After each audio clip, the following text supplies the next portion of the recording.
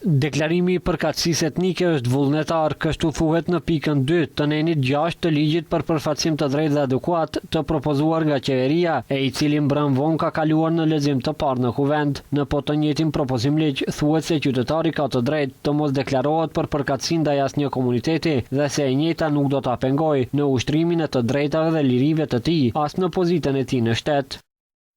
Çdo qytetar ka të drejtë të deklarohet lirisht për përkatësinë e tij ndaj cilit do komunitet në shtet. Kjo e drejtë ushtrohet individualisht ose së bashku me qytetarë të tjerë që i përkasin të njëjtit ose një komuniteti tjetër, pa asnjë lloj detyrimi apo presioni. Ndonse përfaqësues të qeverisë dhe deputet të shumicës gjatë prezantimit të ligjit përmendën përgjegjësinë politike dhe shkarkimin e zyrtarëve që nuk e respektojnë ligjin, një gjë e tillë nuk përmendet fare në propozim ligj. Sanksione parashihen vetëm për kandidatët që bëjnë deklarime të rreme.